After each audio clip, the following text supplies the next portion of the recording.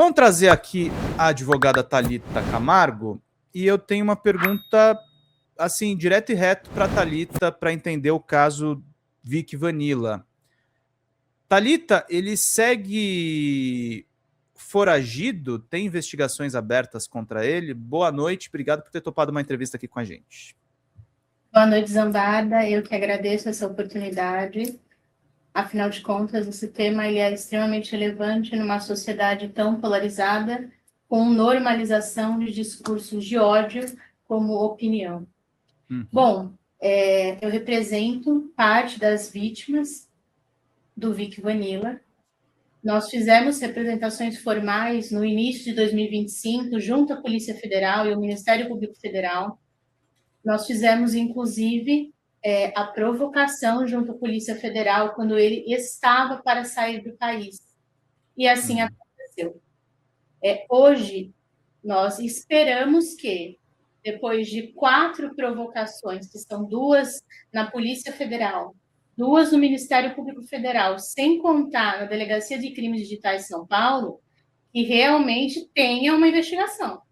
Eu não posso dizer que ele está foragido, porque até onde eu saiba, não foi comunicada nenhuma decisão judicial pela prisão preventiva dele. No entanto, esse foi um dos nossos pedidos. Isso por quê? Porque esse caso, ele é um caso tão extremo que nós temos que imaginar, primeiro, a capilaridade dos discursos de ódio, que é a internet. E nós temos que imaginar que os extremismos, eles não começam com armas, eles começam com palavras, eles começam com palavras que se tornam impunes, ou sejam toleradas em determinado momento histórico, e aí isso pode se agravar, como nós já vimos na história, né? E o caso do Vic Vanilla, ele não foge disso. Nós saímos de uma pessoa excêntrica para um extremismo extremamente organizado. Organizado por quê? Porque são vários os canais que ele tem de divulgação nas redes sociais, aonde ele faz e assume discursos neonazistas explícitos e discursos que fazem o quê? A desvalorização. É importante a gente imaginar que aqui não é o caso da excentricidade, mas é a radicalização de uma ideologia que foi estruturada em rede e através das redes sociais. O discurso de ódio do Vic Vanilla, ele percorre, né, como já notou, não só os nossos pedidos, mas os pedidos da Defensoria Pública de Pernambuco, os pedidos até do deputado federal, que é ódio contra judeu, contra negros, povos indígenas, e até uma comunidade que, no início, ele mesmo absorveu, que é a comunidade LGBTQIA+, tem mais algumas siglas que agora eu já não sei mais pronunciar. LGBTQIAPN+, acho que é isso. Pois é, que foi uma comunidade que o abraçou, né, no personagem dele, inclusive quanto drag queen. Hoje ele teve discursos depois disso agredindo essas pessoas. Então, isso é muito grave. E também a questão de opositores políticos. A incitação à violência, discursos de desumanização. E a gente está falando nisso de postagens. A gente está falando de um grupo no Telegram que se dedica a isso. E é um grupo que é aberto. Então, assim, não tem como a gente imaginar que faz mais de um ano que nós fizemos as provocações formais às polícias, tanto do Estado de São Paulo, quanto a Polícia Federal, quanto o Ministério Público de São Paulo, quanto o Ministério Público Federal, e nada aconteceu. A gente tem que imaginar que a liberdade de expressão aqui, ela não protege o discurso de extremismo. Então, o que mais falta acontecer? E, para além disso, nas próprias redes do Vic Vanilla, ele tem, não sei se ainda permanece, mas tinha vídeos dele andando armado pela cidade de São Paulo. Na rua, né?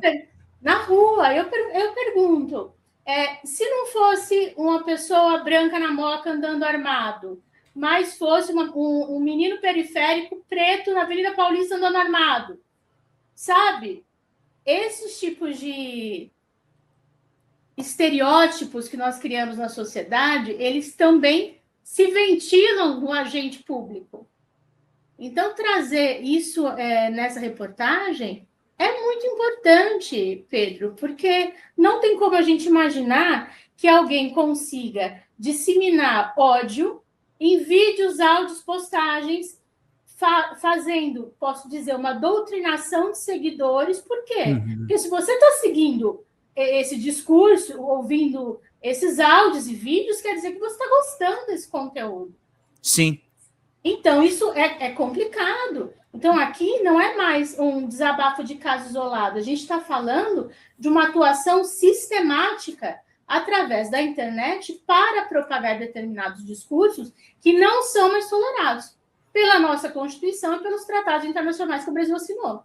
E Thalita, deixa eu dar um exemplo, porque antes da gente conversar até, você me passou essa notícia da Mônica, e muito bom que está repercutindo, que vocês estão em cima e cobrando providências. Eu também estou cobrindo esse caso do Vic Vanilla, e eu me lembro de uma mensagem, eu consigo citar sem medo de errar. Tem uma mensagem no Telegram em que ele diz para fazer uma festa no centro de São Paulo com os fãs de funk, para concentrar as pessoas e matá-las no centro de São Paulo. Ele diz isso textualmente em uma das mensagens que provavelmente ele diz que são falsas.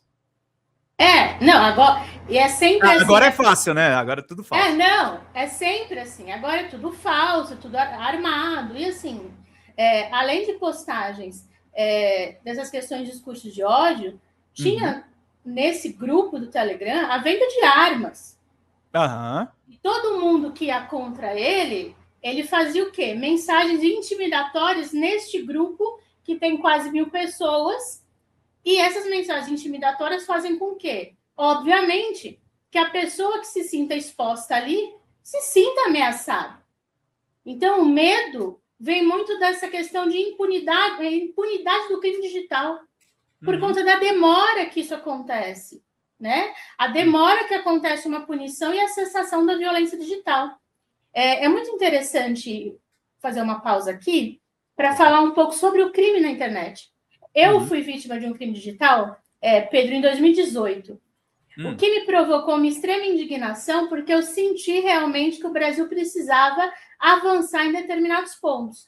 E aí, por isso, fui fazer o meu mestrado em Ciência, Tecnologia e Sociedade, e a minha dissertação é sobre violação de direitos humanos na internet.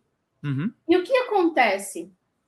Embora nós tenhamos o Marco Civil da Internet, o Código Penal, que também é aplicável a esses crimes e etc., a morosidade, que significa o Brasil, ele não tem braços hoje suficientes para dar conta desse universo de crimes que está acontecendo. Nós temos delegacias especializadas, mas que estão abarrotadas com crimes digitais financeiros. Por quê? Porque o estelionatário encontrou na internet uma forma de ficar livre, leve, solto, né? Mas até através de subterfúgios, essas fintechs, a própria criptomoeda que o Vanilla trabalha, né? Você passa ao radar do Banco Central, de qualquer órgão de fiscalização, né? Exato. Então, assim, nós temos na internet ameaça, perseguição e incitação à violência de forma descontrolada. Eu até costumo dizer o quê? Que quando nós imaginávamos que nós teríamos uma rede de acesso que faria com que as fronteiras fossem diluídas e etc., poderia ser uma ilusão ótima se todo mundo utilizasse isso de uma forma ética e regular. O que não acontece, afinal de contas, a internet é um espelho da nossa sociedade. Acontece que, se na sociedade presencial nós temos uma polícia que consegue fazer essa busca, apreensão e etc., nós temos que imaginar que na sociedade digital nós também temos que fazer isso. E de forma célere. Um dos documentos de advocacy, né, que é uma carta de recomendações que eu fiz ao Congresso Nacional, eu falo justamente pela criação de como se fosse uma medida protetiva para crimes digitais. Porque a vítima do crime digital tem que ter cessado essa violência contra ela agora, imediatamente. No caso do Vic Vanilla, ele fez doxing, que é a divulgação de dados pessoais das pessoas, protegidos pela LGPD, nesses grupos. Ou seja, qualquer um que fosse, digamos assim, defender o Vic Vanilla, etc., poderia ir atrás dessas pessoas. Uhum. E aí é muito complicado imaginar que não tem como eu, advogado, trabalhando com direito e sabendo o que nós temos que fazer e pedir o que foi feito por mim, pelo Dr. Pedro, e que nós não temos a garantia de fornecer ao nosso cliente que essa violência vai cessar. Até porque o crime digital é uma violência, é um crime continuado. Muita gente não imagina isso. Então, assim, uma vez que você o fez, não tem como você imaginar que ele sumiu. Sim. Não tem como imaginar que ele sumiu e não tem como imaginar que ele não tenha propagado crimes subsequentes, né, Thalita? Essa que é a questão, né? Porque ele começa a dar aquele efeito de manada.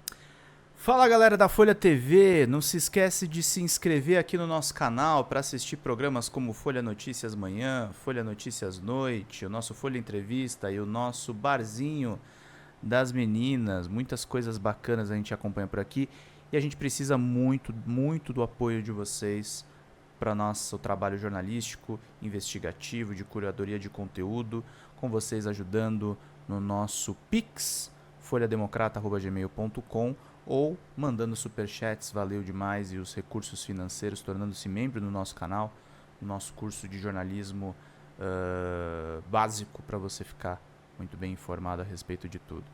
Queridos e queridas, muito obrigado pela presença de todos vocês. Vida longa e próspera.